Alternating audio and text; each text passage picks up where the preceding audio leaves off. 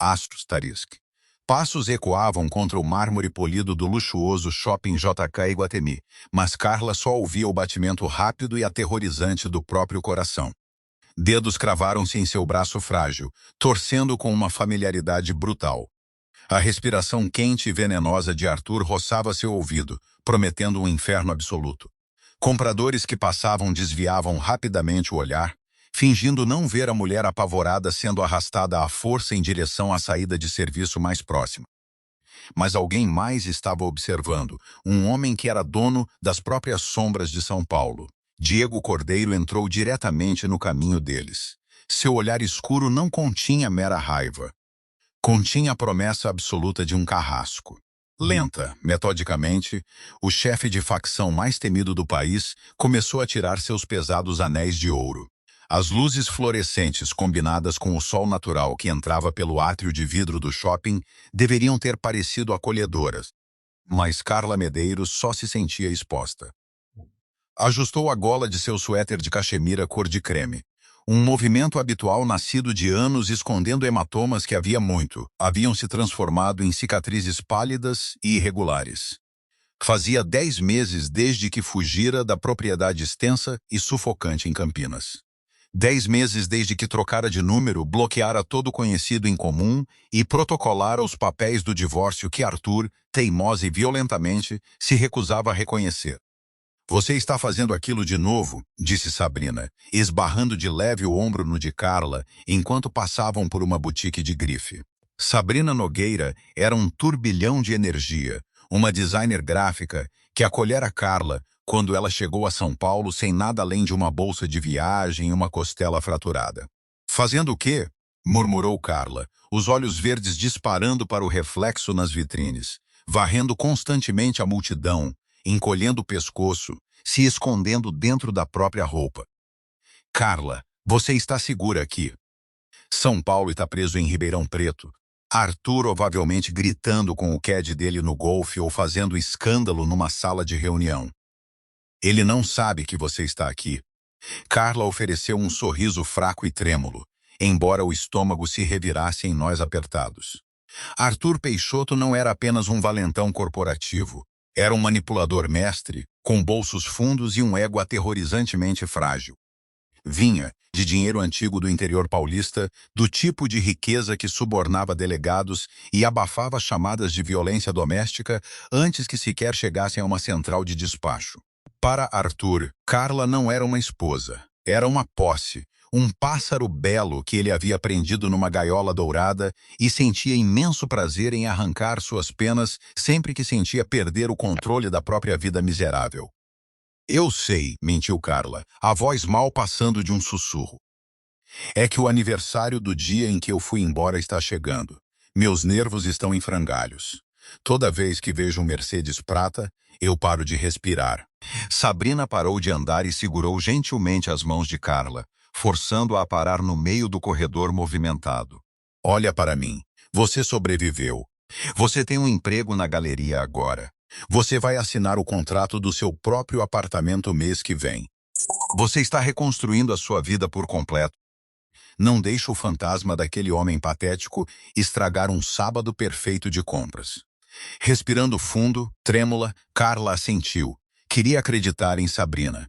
Desejava desesperadamente acreditar que os pesadelos um dia parariam, que a sensação fantasma das mãos de Arthur, envolvendo seu pescoço, finalmente desapareceria. Ok, você tem razão. Desculpa. Vamos tomar aquele café na Tata. Retomaram a caminhada, misturando-se ao mar de compradores abastados de fim de semana. O ar tinha cheiro de perfumes caros e café torrado. Por 20 minutos fugazes, enquanto vasculhavam uma livraria independente e riam de um par ridículo de óculos de sol vanguardistas, Carla se sentiu de fato normal. Sentiu-se como uma mulher de 34 anos aproveitando a cidade, e não como uma fugitiva escapando da própria certidão de casamento. Mas instintos de sobrevivência são uma maldição. São forjados no fogo do trauma e nunca realmente se desligam. Ao saírem de uma boutique no segundo piso, uma mudança sutil na atmosfera fez os pelos da nuca de Carla se arrepiarem. Não era um som, era uma sensação. Uma queda súbita de temperatura nas próprias veias. Ela parou de repente, a sacola escorregando um pouco de sua mão. Carla? Perguntou Sabrina, virando-se. Esqueceu o cartão na loja? Carla não conseguia falar. As cordas vocais estavam paralisadas. Do outro lado do amplo átrio, perto do corrimão de vidro junto às escadas rolantes, estava uma figura de terno azul marinho sob medida. Sua postura era rigidamente arrogante, o cabelo loiro colado para trás captando as luzes do teto. Falava intensamente ao celular, a mão livre gesticulando agressivamente no ar. Arthur. Ele estava ali, em São Paulo, exatamente no mesmo shopping. Pânico, absoluto e cegante, inundou o sistema de Carla. A visão se fechou em túnel. O burburinho das centenas de pessoas ao redor se transformou num zumbido abafado e ensurdecedor. Meu Deus, suspirou Sabrina, seguindo o olhar apavorado de Carla. É ele? Precisamos ir embora? Precisamos ir embora agora mesmo, ofegou Carla, o peito arfando enquanto recuava, tentando usar um pilar estrutural como cobertura.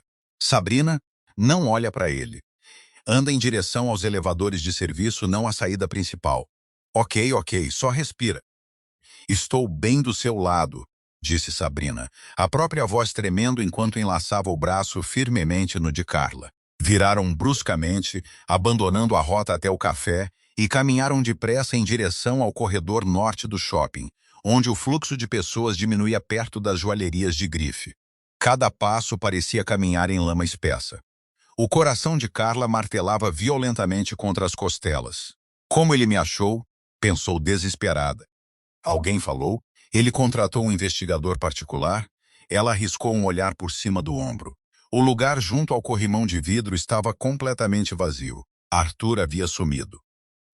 O alívio nem chegou a se instalar antes que uma mão pesada e manicurada se cravasse em seu ombro esquerdo, o aperto como um torno de aço. Olá, querida. Uma voz suave e venenosa sussurrou diretamente em seu ouvido. Achou mesmo que conseguiria se esconder de mim para sempre? 4 andares acima do caótico piso de comércio, isolado atrás de vidros blindados e escurecidos, Diego Cordeiro estava sentado nas sombras de um escritório privado opulento. A sala pertencia ao dono do shopping de luxo, mas hoje pertencia a Diego. Ele se recostava numa poltrona de couro escuro, um copo de cristal com uísque puro descansando frouxamente na mão direita. Diego era um homem esculpido pela violência e refinado pelo poder absoluto. Aos 44 anos, era o chefe indiscutível da facção Cordeiro, uma organização que controlava a logística clandestina, os portos e as economias paralelas desde a zona sul de São Paulo até o litoral. Não parecia um bandido de rua. Parecia um nobre europeu indo a um funeral. Vestido num terno de 3 peças cor de carvão feito sob medida, o cabelo escuro e desalinhado caía sobre olhos fundos e calculistas que não deixavam nada passar. As propriedades da orla foram garantidas, chefe, disse Lorenzo Enzo Bianchi, o subchefe e confidente mais próximo de Diego, revisando um tablet. Enzo estava junto à porta, uma figura corpulenta, com uma cicatriz irregular ao longo da mandíbula. A prefeitura assinou as licenças hoje de manhã. A empresa de fachada é totalmente legítima no papel. Bom, respondeu Diego, a voz um barítono grave e rouco que exigia obediência instantânea. Tomou um gole lento do uísque, o olhar se voltando para o painel de monitores de segurança na parede oposta.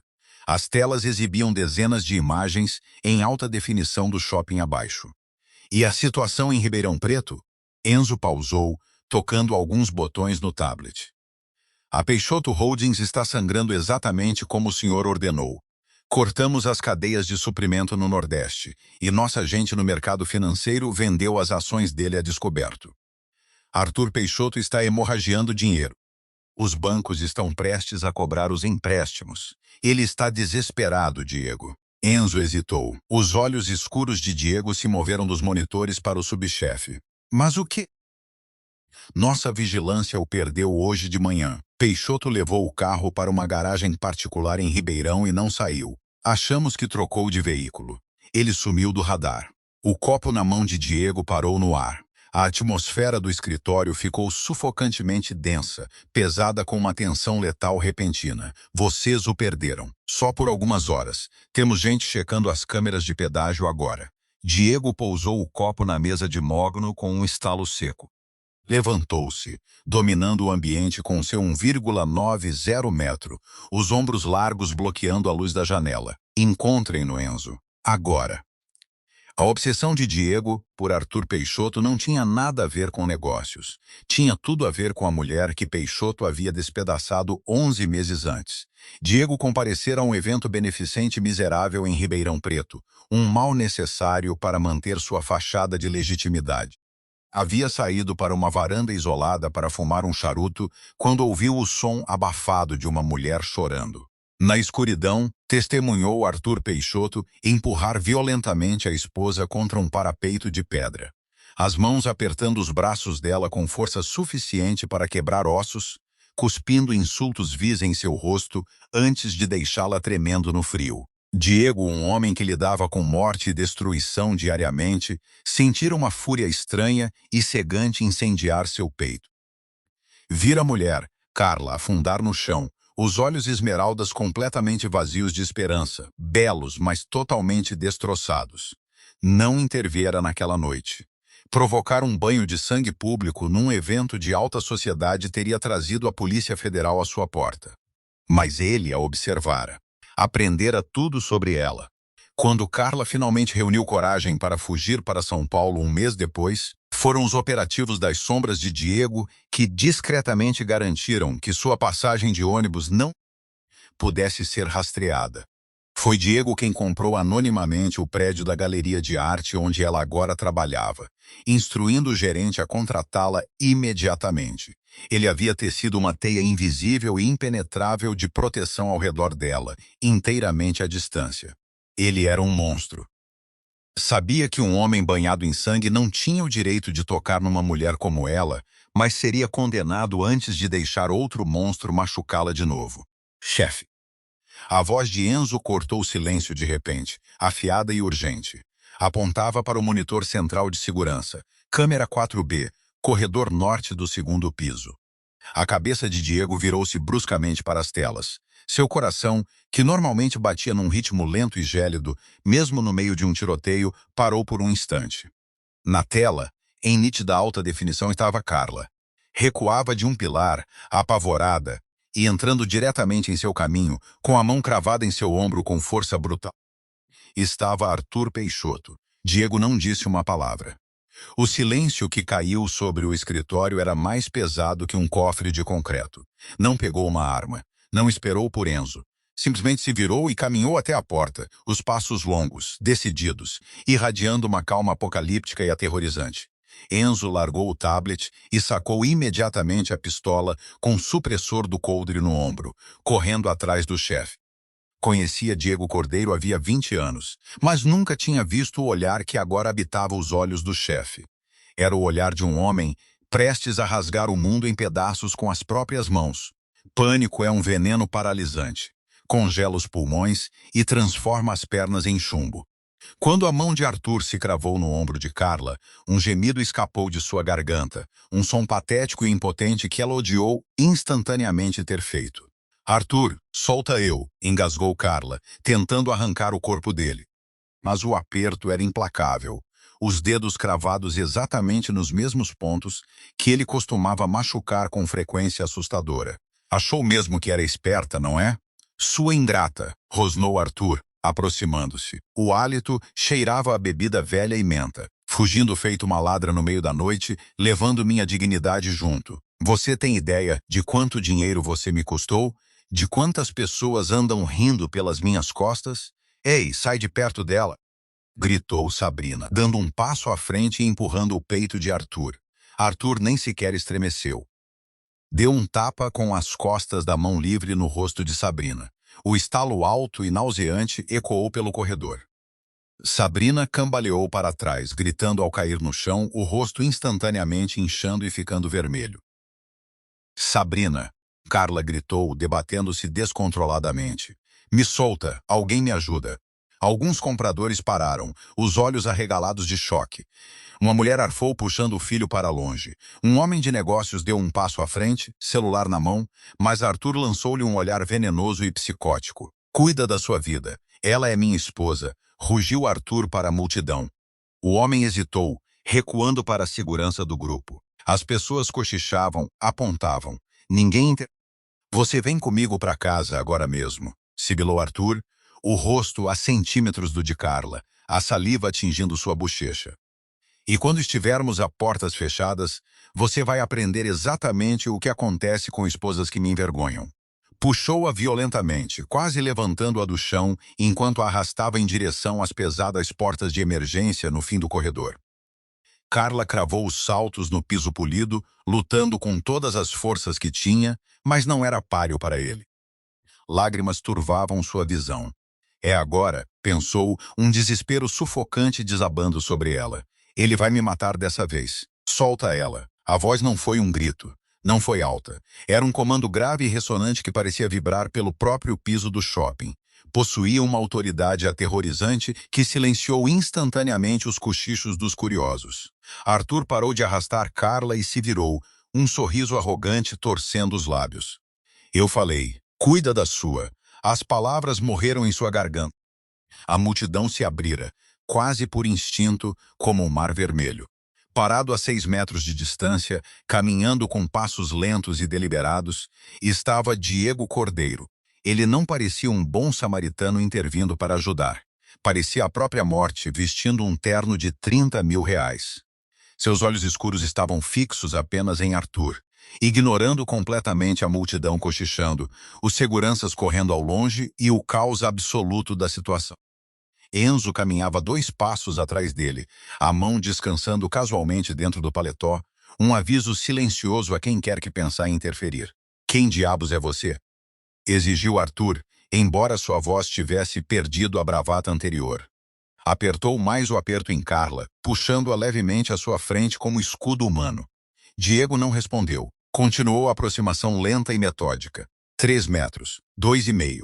Enquanto caminhava, Diego ergueu as mãos. Em seus dedos havia 3 pesados anéis de ouro feitos sob medida, símbolos de seu status, de sua riqueza e de sua autoridade absoluta no submundo do crime. Clique. Diego tirou o primeiro anel do indicador direito. Não olhou para trás ao deixá-lo cair. Enzo pegou a pesada peça de ouro no ar, perfeitamente. Estou avisando, gaguejou Arthur, dando um passo atrás, arrastando uma Carla soluçante consigo. Eu conheço o delegado-geral. Vou arruinar você. Clique. O segundo anel, um enorme selo com o brasão da família Cordeiro, deslizou do dedo médio. Enzo o apanhou. O som metálico ecoou nitidamente pelas paredes de mármore, soando exatamente como o dobrar de um sino fúnebre. Diego parou a 1 metro deles. A aura sufocante de perigo que irradiava dele fez a respiração de Carla travar. Ela olhou para cima, através dos cílios encharcados de lágrimas, encontrando o olhar dele por uma fração de segundo. A fúria absoluta em seus olhos a aterrorizou, mas, estranhamente, por baixo dela, viu um lampejo de outra coisa, segurança. A promessa de que estava a salvo. Clique. O último anel deslizou da mão esquerda. Enzo guardou os 3 no bolso e deu um passo atrás, dando ao chefe espaço para trabalhar. Diego olhou Arthur direto nos olhos. Tira as mãos dela. Arthur, cego por uma mistura tóxica de medo e arrogância herdada, estufou o peito. Ela é minha esposa. Eu faço o que bem entender com. O movimento foi rápido demais para desafiar a biologia humana. Diego não desferiu um soco, não agarrou em luta. A mão direita disparou para a frente como uma víbora atacando, os dedos se fechando na garganta de Arthur com a força esmagadora de uma prensa hidráulica industrial. Não apenas o segurou. Ergueu Arthur completamente do chão, arremessando-o para trás contra a vitrine de vidro reforçado da loja mais próxima, com um estrondo que rachou o vidro grosso. A mão de Arthur soltou Carla instantaneamente, enquanto ele desesperadamente arranhava o aperto de ferro, sufocando. Carla cambaleou para a frente, arfando por ar, caindo de joelhos ao lado de Sabrina, que apenas começava a se sentar. Arthur engasgava, as pernas chutando no ar. O rosto ficou de um roxo profundo e manchado. Você não é dono dela, sussurrou Diego, a voz escura e rouca, destinada só a Arthur ouvir, enquanto o homem se afogava na própria língua inchada. Você nem tem o direito de respirar o mesmo ar que ela. Se eu ver seu rosto de novo na minha cidade, eu não vou só matar você. Eu vou desmontar você pedaço por pedaço, e vou jogar o que sobrar no porto. O aperto de Diego apertou uma fração a mais, até que os olhos de Arthur revirassem e sua luta frenética enfraquecesse em espasmos patéticos. Só então Diego o soltou. Arthur caiu no chão de mármore, feito um saco de tijolos quebrados, engasgando violentamente, tossindo, sugando desesperadamente oxigênio para a traqueia machucada. Rastejou para trás como um cachorro apanhado, agarrando a garganta, apavorado demais até para olhar para o monstro em pé sobre ele. Diego ajeitou suavemente os punhos da camisa impecável, imperturbável com a violência que acabara de infligir. Não deu mais um olhar a Arthur. Em vez disso, voltou lentamente a atenção para a mulher ajoelhada no chão. Ajoelhou-se, ignorando o tecido caro da calça arrastando no mármore. O assassino gélido e letal desapareceu, substituído por um homem prendendo a respiração. Estendeu a mão, a palma calejada pairando a poucos centímetros do ombro trêmulo de Carla, silenciosamente pedindo permissão antes de finalmente deixar os dedos roçarem de leve na manga dela. "Você está machucada?" perguntou Diego, a voz de repente impossivelmente suave, um contraste marcante e chocante com a violência brutal que acabara de cometer. Carla olhou para ele, o peito arfando, a mente lutando para processar a tempestade que acabara de arrasar todos ali. Olhou para o homem que desmontara seu pior pesadelo em menos de 5 segundos. Quem é você?" sussurrou. Diego sustentou o olhar dela, sentindo as correntes de seu próprio mundo sombrio se apertarem em torno do peito. "Alguém que nunca mais vai deixar ele tocar em você. Caos costuma gerar interferência." Mas, quando Diego Cordeiro se levantou, oferecendo a mão a Carla, uma calma bizarra se instalou no segundo andar do shopping. Seguranças que deveriam correr para o local eram convenientemente detidos por homens de terno impecável, exibindo credenciais ilegíveis. Compradores davam-lhes um amplo espaço, entendendo intuitivamente que o predador máximo da sala havia reclamado seu território. Carla encarou a mão estendida de Diego. Os nós dos dedos estavam levemente vermelhos de apertar a garganta de Arthur, mas a palma estava firme. Ela estendeu a mão, os dedos trêmulos roçando a pele quente dele. Ele a ergueu com graça sem esforço, o toque surpreendentemente gentil. "Enzo", disse Diego, sem desviar o olhar de Carla. "Já estou tratando disso, chefe", respondeu Enzo, erguendo Sabrina pelo braço não machucado. "O carro está esperando na saída sul. Temos um caminho livre." "Minha bolsa", gaguejou Carla, a mente buscando algo mundano para se agarrar e evitar um colapso mental completo. "Eu deixei cair."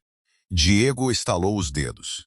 Outro homem de terno sob medida materializou-se da multidão, apanhou a bolsa caída de Carla e assentiu respeitosamente antes de se dissolver de volta no perímetro.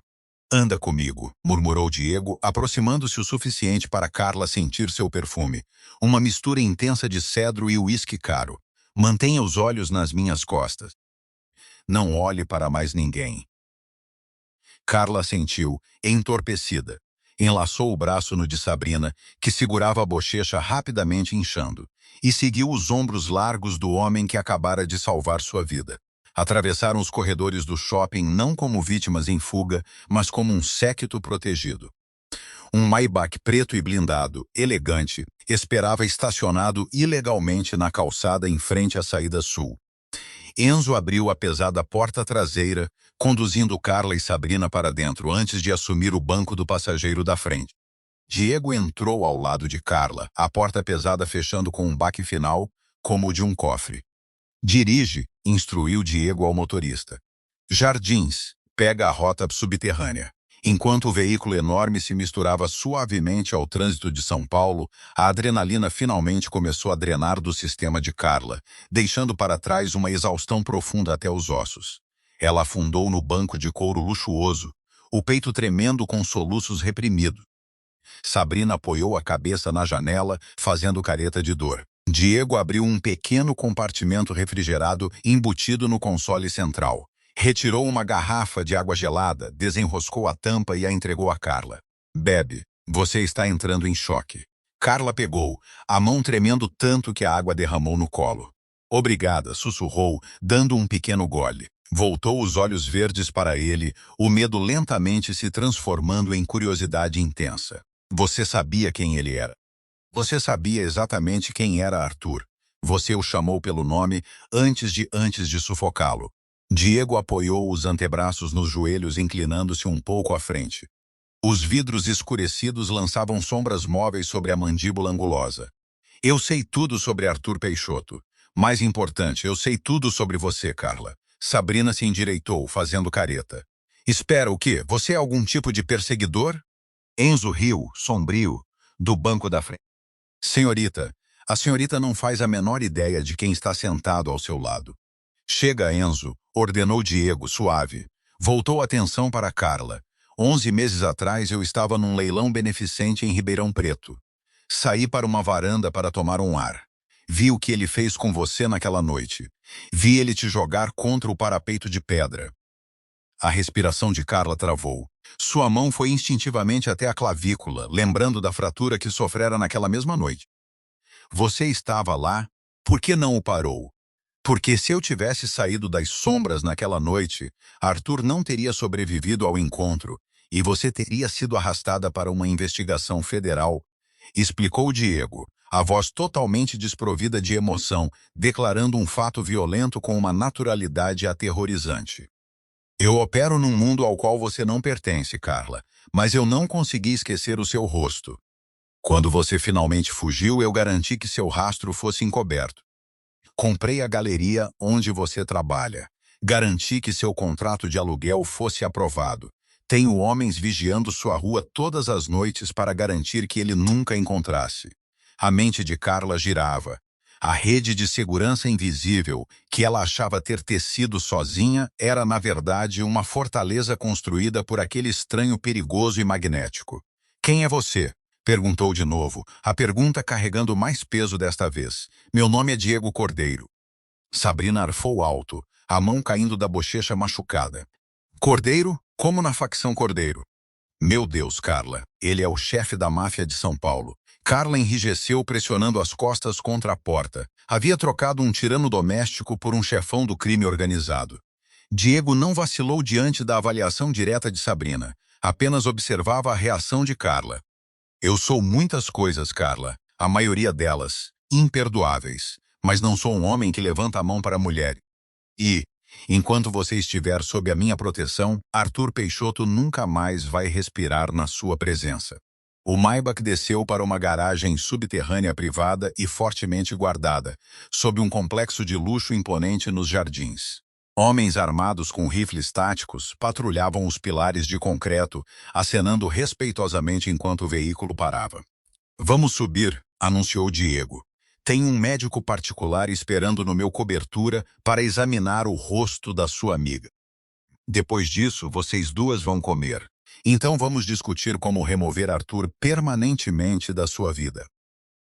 Bem acima das históricas ruas de paralelepípedo de São Paulo, o cobertura de Diego era um testemunho de riqueza inatingível. Era um espaço amplo e minimalista, com janelas do chão ao teto que ofereciam uma vista panorâmica dominante do Rio Pinheiros.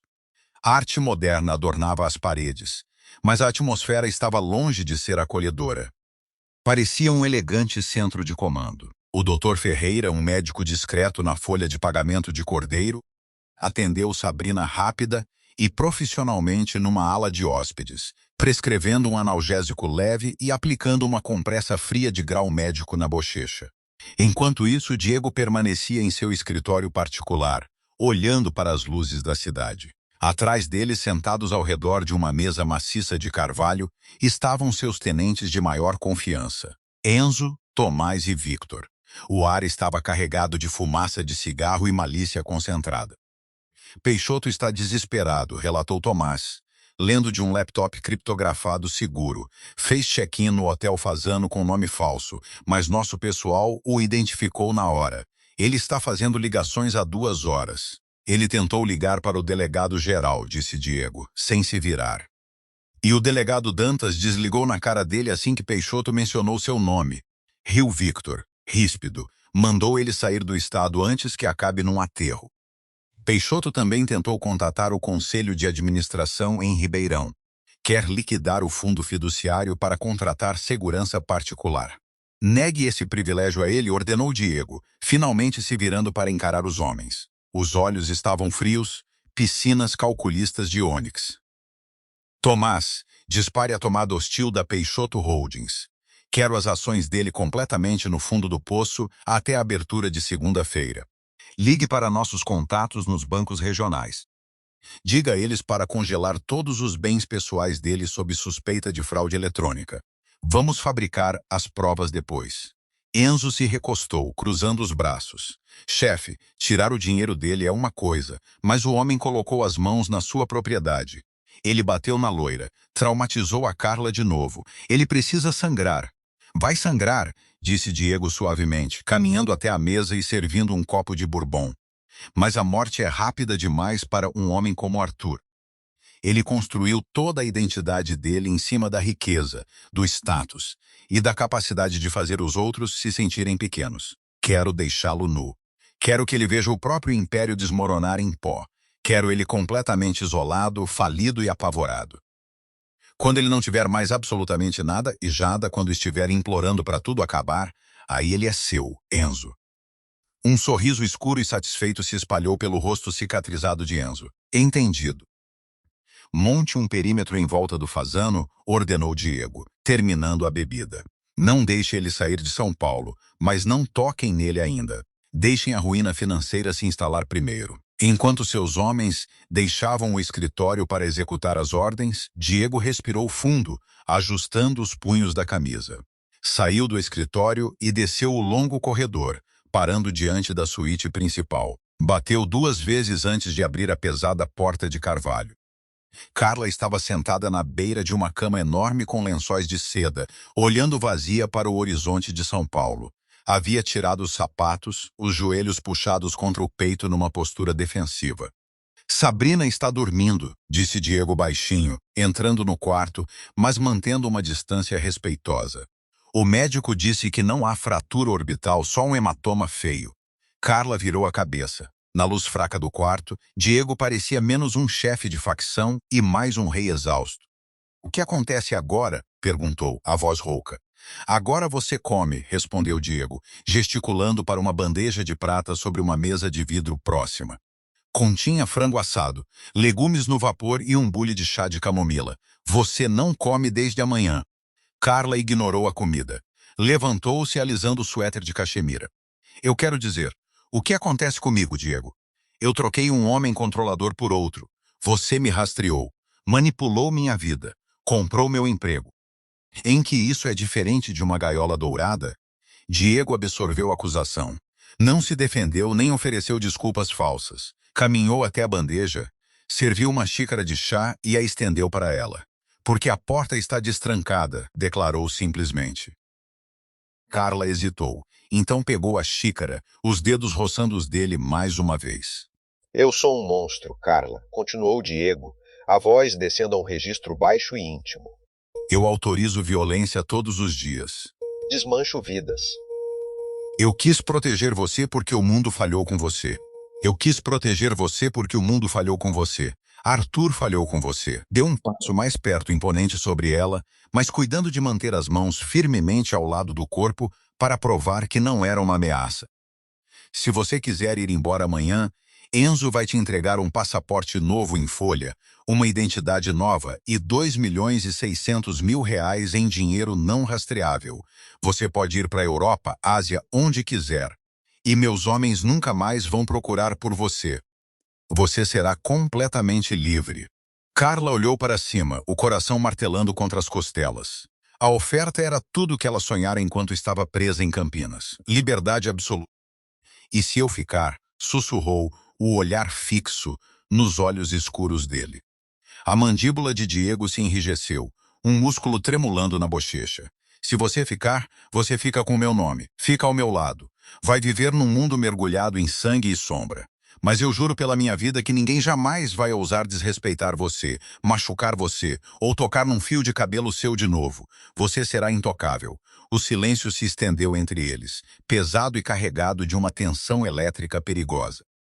Carla olhou para as luzes da cidade, pensando no terror que sentira no shopping, e depois olhou de volta para o homem que despedaçara aquele terror com as próprias mãos. Arthur a fizera se sentir pequena, inútil e quebrada. Diego, apesar de toda a escuridão aterrorizante, olhava para ela como se fosse a coisa mais valiosa de todo o seu império. Ela pousou lentamente a xícara na mesa, deu um passo à frente, encurtando a distância, entrando no espaço pessoal do homem mais temido do país. Estou cansada de fugir, murmurou Carla, a voz se firmando. Ergueu a mão, pousando-a plana contra o peito duro e musculoso dele. Sentia o batimento do coração dele, firme, poderoso, e de repente batendo uma fração mais rápido. Eu quero ver ele perder tudo. Eu quero que ele saiba que fui eu quem sobreviveu. Diego fechou os olhos por um segundo breve, um suspiro pesado escapando dos lábios, como se estivesse prendendo a respiração desde o momento em que a conheceu.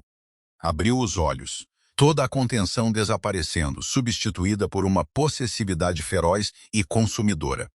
Ergueu lentamente a mão, os dedos grandes traçando de leve a linha da mandíbula dela, o polegar roçando a cicatriz antiga e discreta perto da clavícula.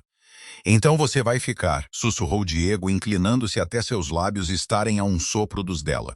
E Arthur Peixoto vai aprender exatamente o preço de tocar no que é meu. A luz do sol da manhã inundava as janelas do chão ao teto do cobertura nos jardins, projetando longas sombras geométricas sobre o piso de madeira polida. Carla estava junto ao vidro, uma caneca de café preto aquecendo as mãos, olhando para a cidade lá embaixo.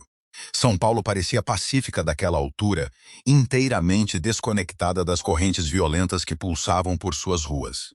Ela dormira surpreendentemente bem.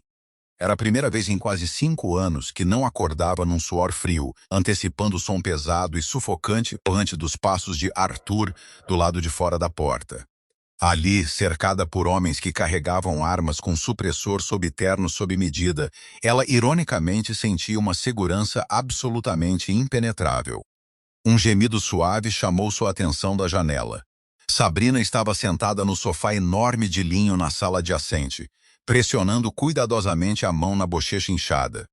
O hematoma havia se transformado num mosaico vívido de roxo e amarelo durante a noite. Por favor, me diga que ontem foi um pesadelo febril causado por um sushi ruim do shopping, murmurou Sabrina, semicerrando os olhos contra o sol forte.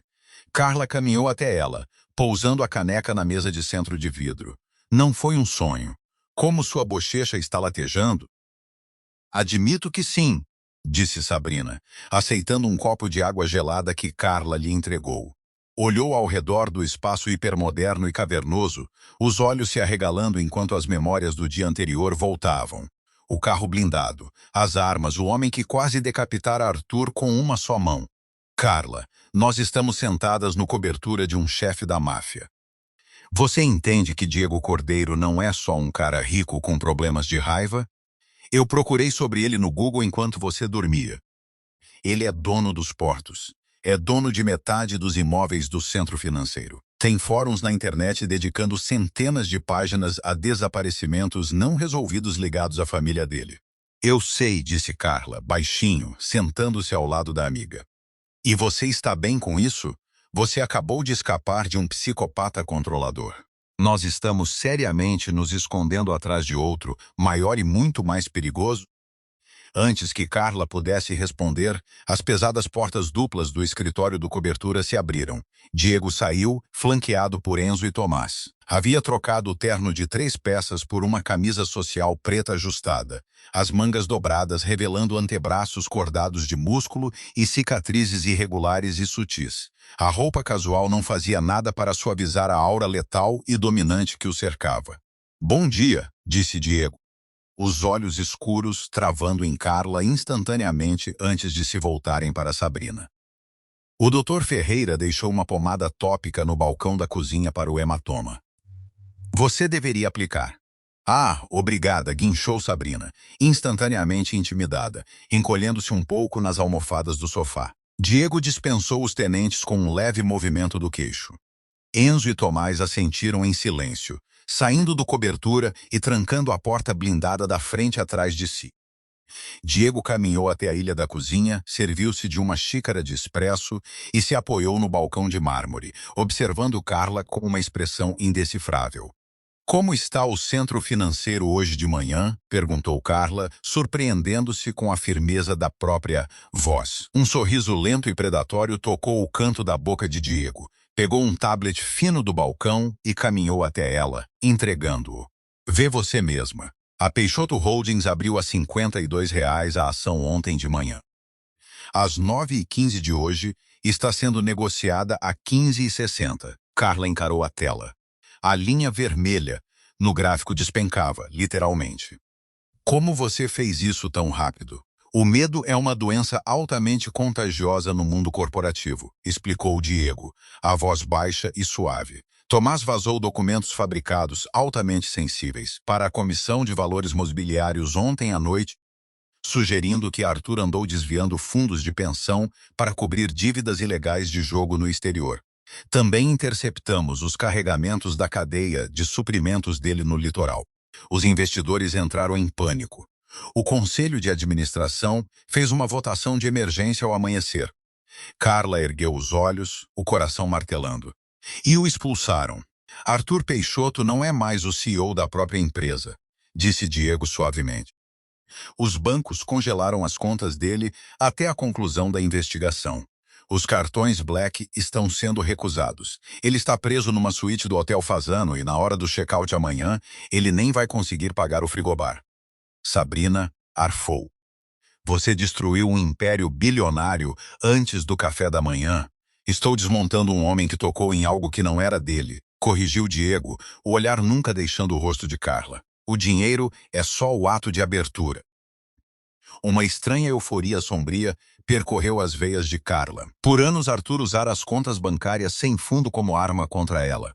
Ele a isolara, a rastreara, e aprendera legalmente usando advogados que ela nunca conseguiria bancar lucaros, que ela nunca conseguiria bancar para lutar.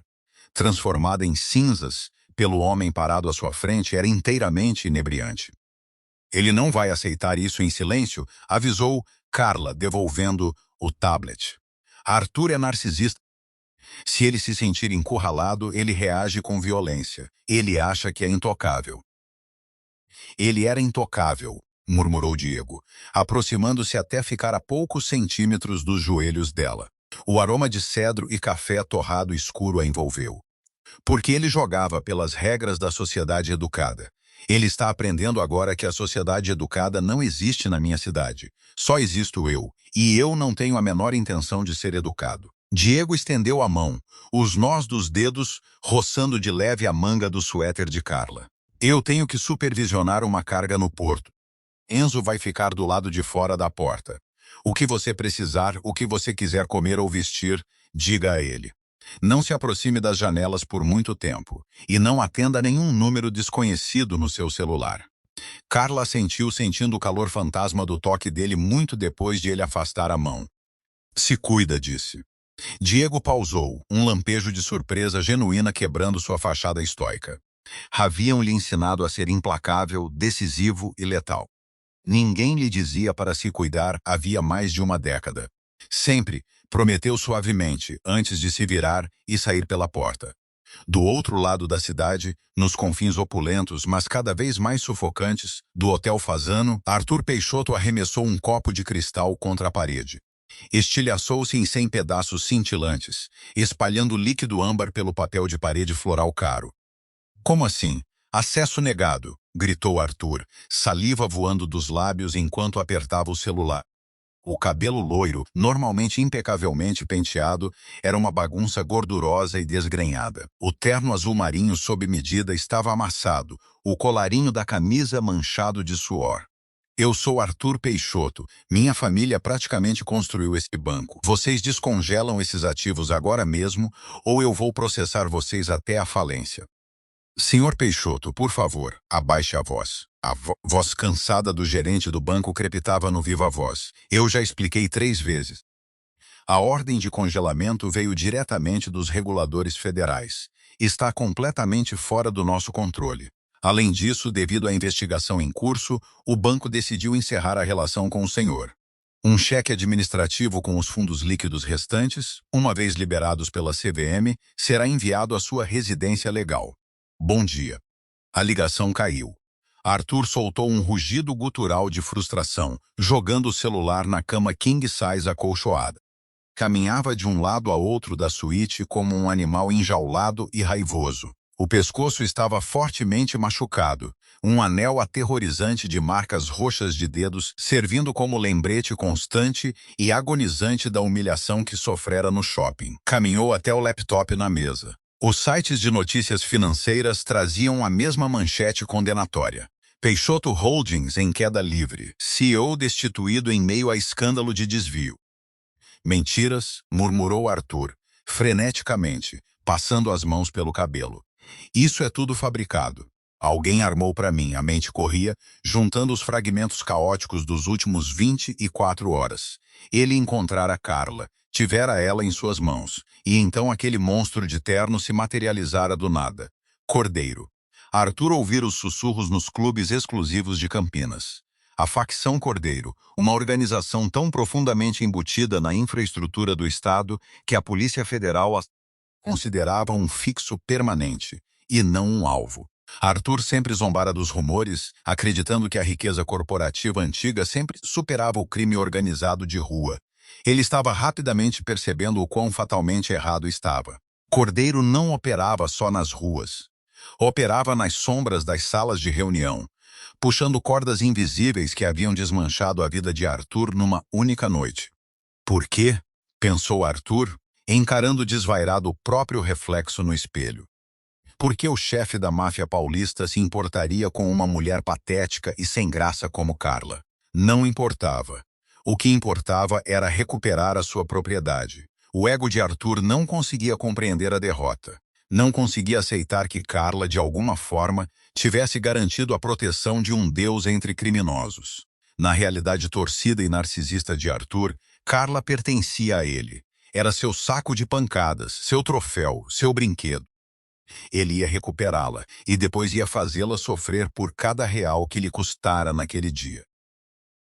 Pegou o celular da cama e passou pelas ligações ignoradas de seus ex-advogados, discando um número descartável que mantinha para lidar com disputas sindicais em seus armazéns. O telefone tocou 4 vezes antes que uma voz rouca, com respiração pesada, atendesse. É, Jaime, disse Arthur bruscamente, caminhando de volta para a janela. É o Arthur Peixoto. Rato? Coelho riu, o som molhado e desagradável. Ora, ora, se não é o rei deposto de Ribeirão. Vi seu nome espalhado nas notícias hoje, chefe. Parece que você pisou numa bosta feia. Cala a boca e escuta, sibilou Arthur. Preciso de você em São Paulo hoje. Traz suas ferramentas, traz uns caras discretos. São Paulo, assobiou Jaime. Isso é território do Cordeiro, senhor Peixoto. Não dá para simplesmente entrar em São Paulo carregando ferro sem pagar o pedágio. Gente acaba no fundo do porto por isso. Não me importa de quem é o território, gritou Arthur, a voz rachando de histeria.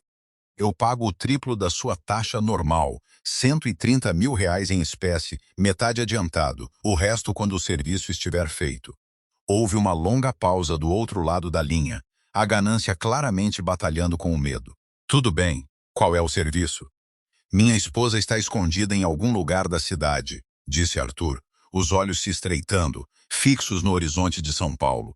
Preciso que você a localize. E quando você a encontrar, preciso que a pegue discretamente e a traga até mim.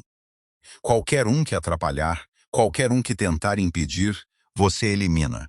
130 mil para pegar uma esposa fujona. Considere feito, chefe. Estamos na estrada em 1 hora. Arthur desligou o telefone, um sorriso torto e cruel finalmente rompendo o pânico. Cordeiro podia controlar os bancos. Podia controlar as salas de reunião. Mas Arthur acabara de soltar uma matilha de cães de rua famintos. O que Arthur não sabia, no entanto, enquanto se servia de outro copo de bourbon do frigobar do hotel, era que sua ligação criptografada não havia sido apenas retransmitida por uma torre genérica. Ela fora interceptada, gravada e decodificada por uma van de vigilância estacionada bem em frente ao Hotel Fasano. 5 minutos depois, o arquivo de áudio estava na caixa de entrada segura de Diego Cordeiro, no porto. Diego estava no cais frio e varrido pelo vento, o ar salgado do litoral chicoteando seu casaco preto. Apertou o play no smartphone criptografado, ouvindo a ordem desesperada e patética de Arthur. Enzo estava ao seu lado, observando a expressão do chefe. Quando a gravação terminou, Diego não gritou. Não quebrou o telefone. A temperatura ao redor dele simplesmente pareceu cair mais alguns graus. Ele contratou o Jaime Coelho, observou Enzo, balançando a cabeça em absoluto desgosto. Um agiota de segunda categoria de Ribeirão. Peixoto é mais burro do que eu pensava. Peixoto está se afogando, corrigiu Diego, guardando o telefone de volta no bolso do casaco. E homens se afogando se agarram a qualquer pedaço de lixo flutuante que encontrarem. A gente intercepta o coelho na estrada? Perguntou Enzo, desabotoando o paletó para checar o coldre da arma.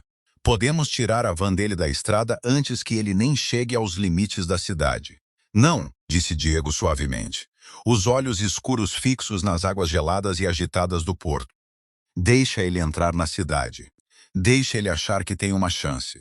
Vamos usar o Jaime Coelho para mandar uma mensagem ao Arthur. Uma mensagem tão alta que vai despedaçar a pouca sanidade que sobrou nele.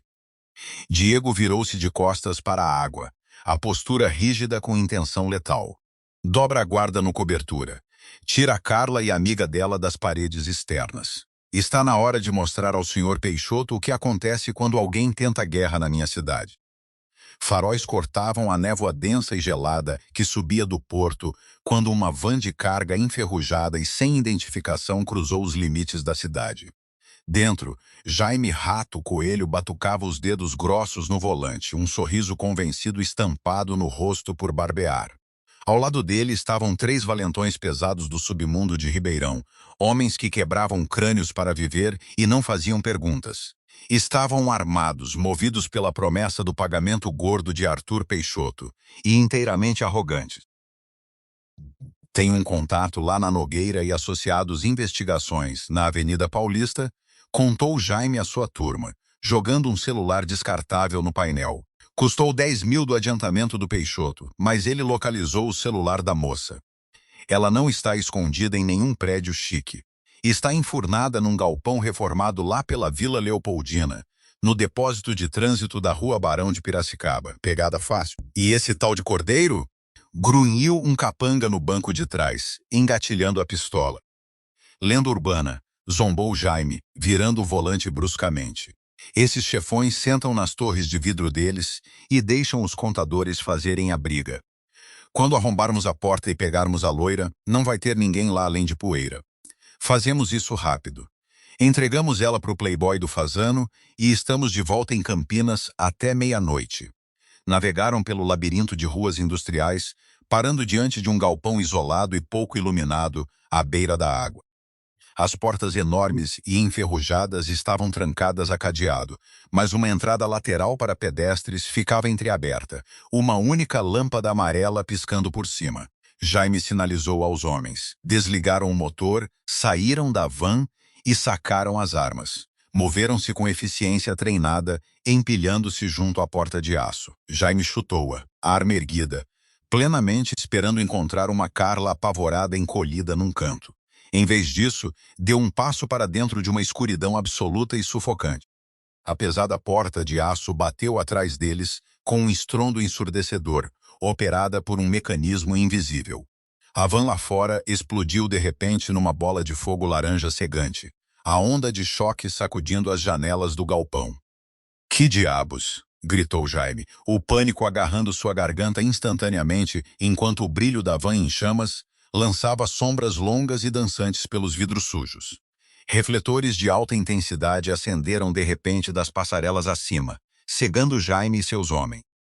Eles ergueram as mãos para proteger os olhos, apontando as armas desvairadamente para o teto. Larguem as armas. A voz ecoou do outro extremo do galpão. Era calma, letal, absoluta.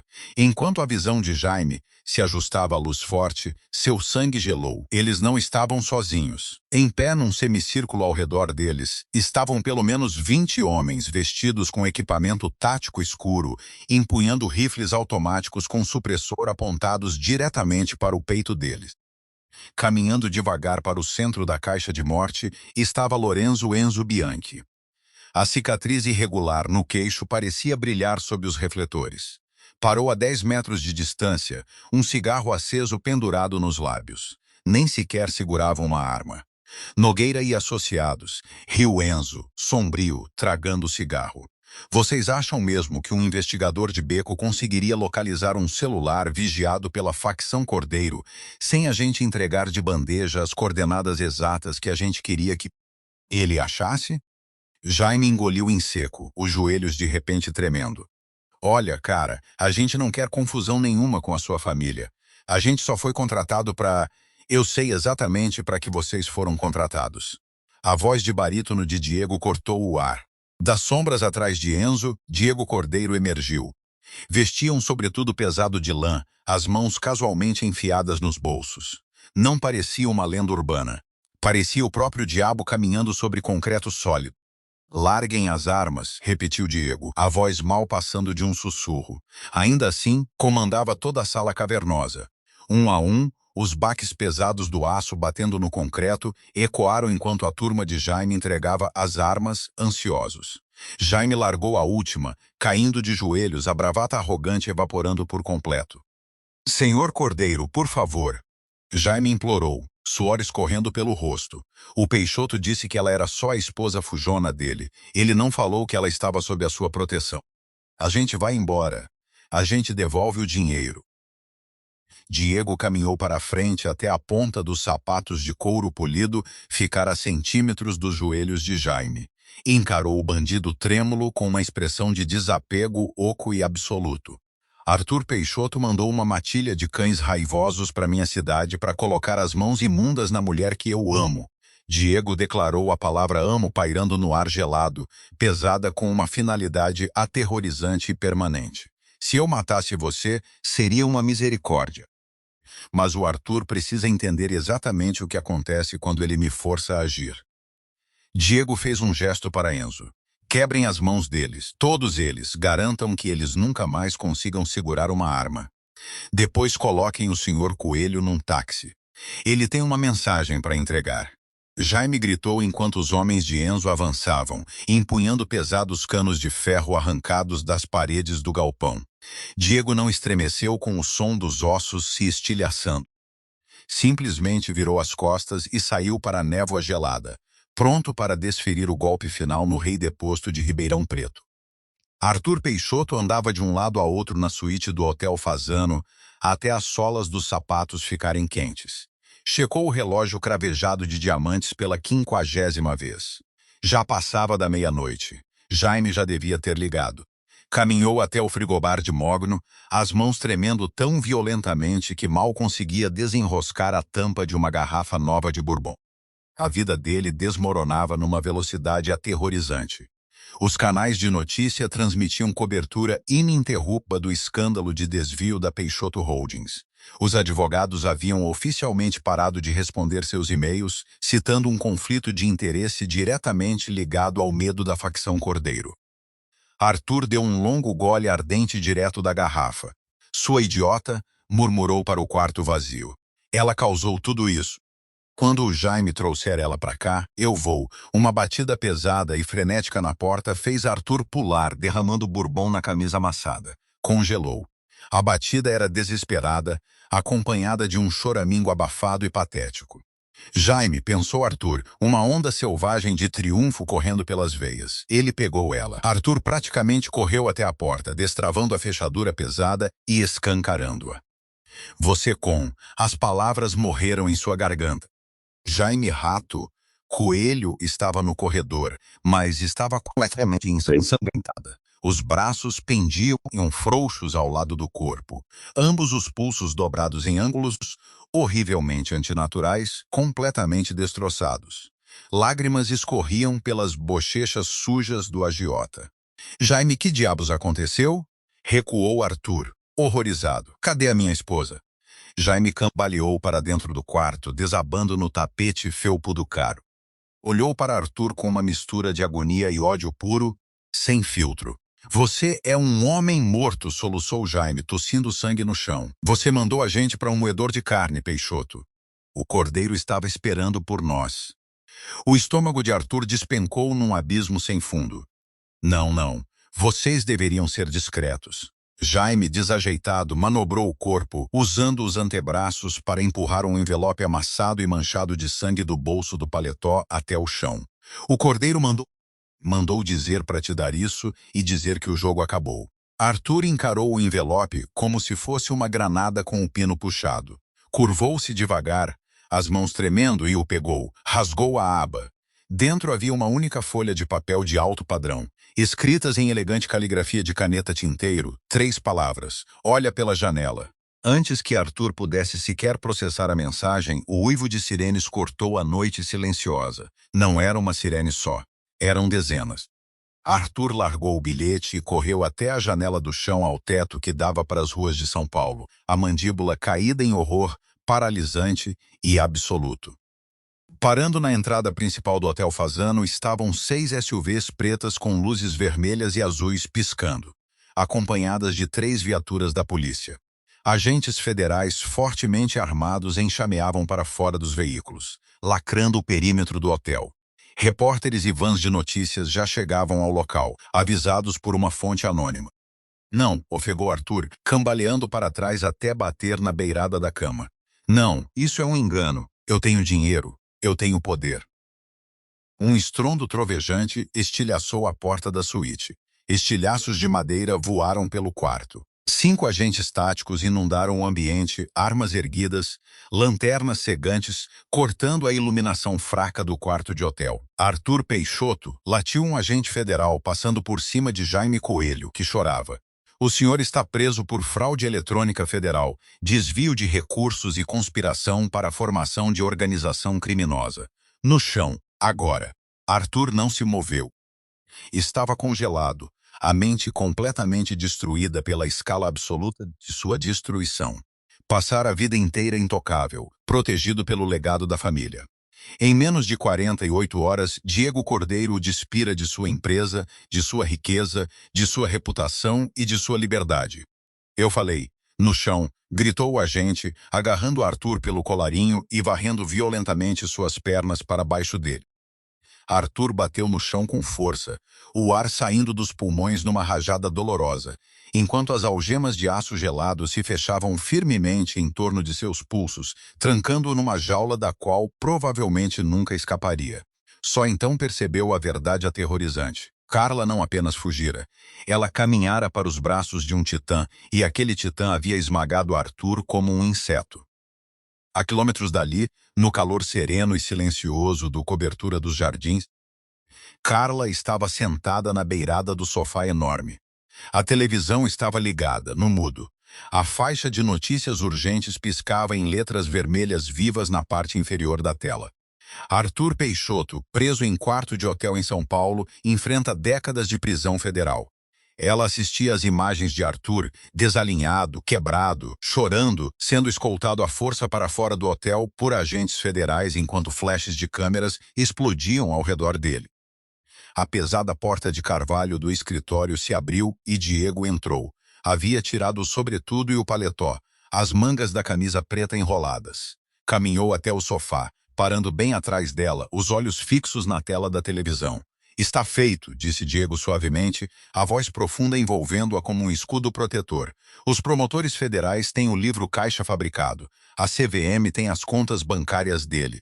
Ele nunca mais vai respirar ar livre. Você está segura, Carla. Completa, permanentemente segura. Carla não desviou o olhar da tela de imediato.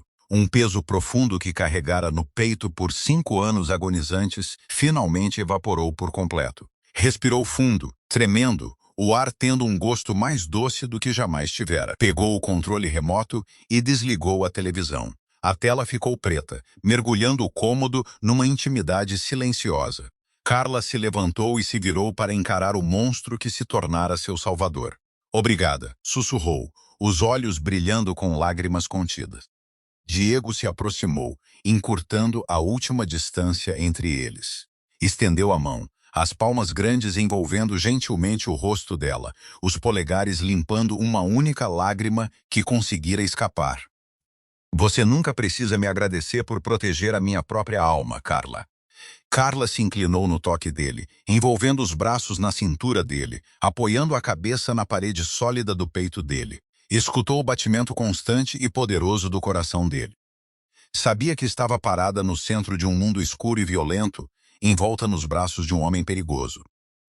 Mas, enquanto Diego a segurava firme, apoiando o queixo no topo da cabeça dela, Carla finalmente soube que estava exatamente onde pertencia. Ela não era mais uma vítima. Era a rainha das sombras. Que final arrepiante e satisfatório para a jornada aterrorizante de Carla. Arthur aprendeu a lição definitiva. Quando você empurra uma mulher para a escuridão, é melhor rezar para que ela não encontre um monstro disposto a lutar por ela nas sombras. Diego Cordeiro não apenas salvou Carla. Ele desencadeou o karma definitivo, rasgando o império de Arthur em farrapos e garantindo a ela uma coroa em seu mundo sombrio. Se essa intensa história de romance com a máfia, te deixou na ponta para com seu drama retorcido e sua justiça explosiva, você não vai querer perder a nossa próxima história épica. Deixe um comentário abaixo e conte pra gente o que você achou do plano de vingança brutal de Diego. O Arthur recebeu exatamente o que merecia. Aperta aquele like. Compartilha essa história incrível com seus amigos que amam um thriller de romance sombrio. E não esqueça de se inscrever para mais narrativas dramáticas de tirar o fôlego, cheias de reviravoltas, toda semana.